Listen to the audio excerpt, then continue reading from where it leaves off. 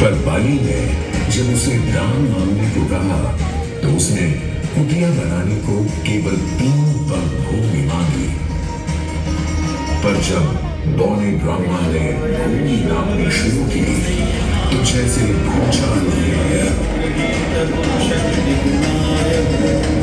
वामन ने पहले पग में पूरी धरती नाप ली और अगले कदम से स्वर्ग। ब्रह्मा जी ने भगवान विष्णु के चरण धोकर उस जल को अपने कमंडल में भर लिया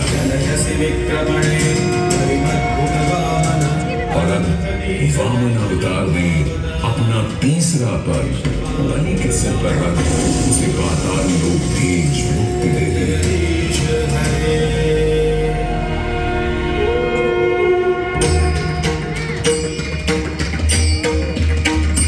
अब स्वर्गलोक में भगवान ब्रह्मा जी ने जब चरणामृत में हाथ डाला तो वहीं से निकल आई चंचल निर्मल धवल गंगा जी। पवित्रा किंतु चंचला, आज से तू मेरी पुत्री और नाम तेरा गंगा।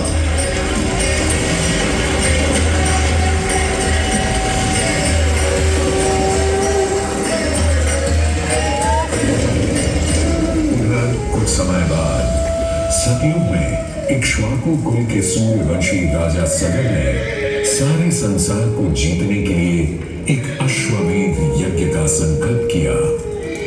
सुने सुने सुने सब सुने, यह चिन्हित पूजित धवल अश्व जहां भी जाएगा वो भूमि राजा सगर की मानी जाएगी। यदि किसी ने इस अश्व को रोका या पकड़ा तो उसे सगर के 60,000 एक पुत्रों और उनकी लक्षाधिक सेना का सामना करना पड़ेगा।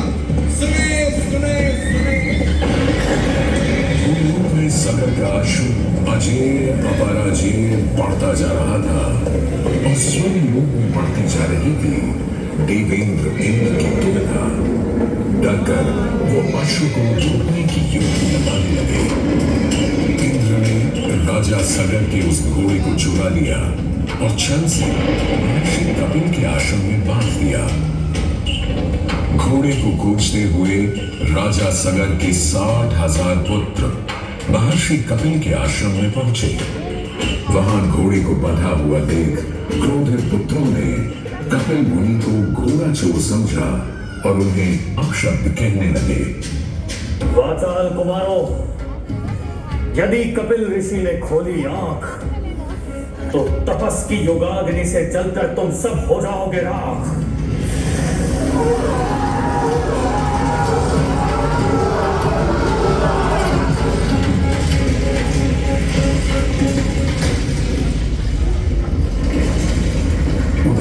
सगर थे चिंतित, न अश्व का पता था न पुत्रों का कोई समाचार। पिता का दुख देख पुत्र अंशुमन चल पड़े खोज कर।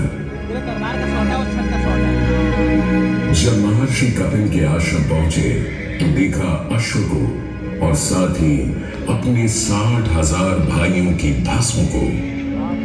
महर्षि से की क्षमा याचना और पूछा तर्पण का उपाय। तुम्हारे भाई थे घमंडी, अविवेकी और अभिमानी। भस्म कर दिया उन्हें मैंने, जो उन्होंने मेरी नहीं मानी। गंगाजल, केवल गंगाजल ही दे सकता है मुक्ति उन्हें जो भस्म हुए तुम्हारे परिजन। अंशुमन को अपने भाइयों के तर्पण के लिए गंगा को लाने का बहुत मन था, किंतु किसी को राजधर्म भी तो निभाना था और राज भी चलाना था।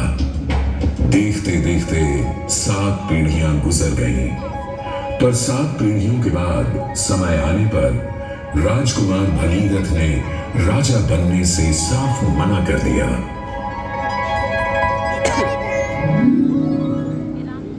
क्षमा कीजिए,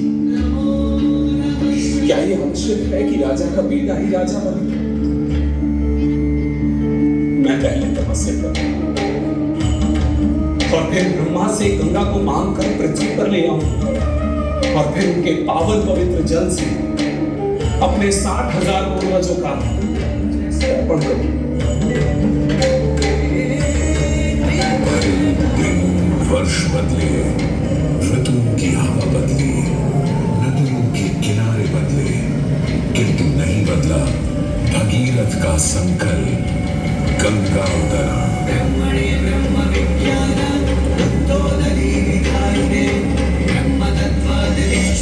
पुत्र भगीरथ, हम तुम्हारे तप से प्रसन्न हैं। बताओ क्या आशीर्वाद चाहिए?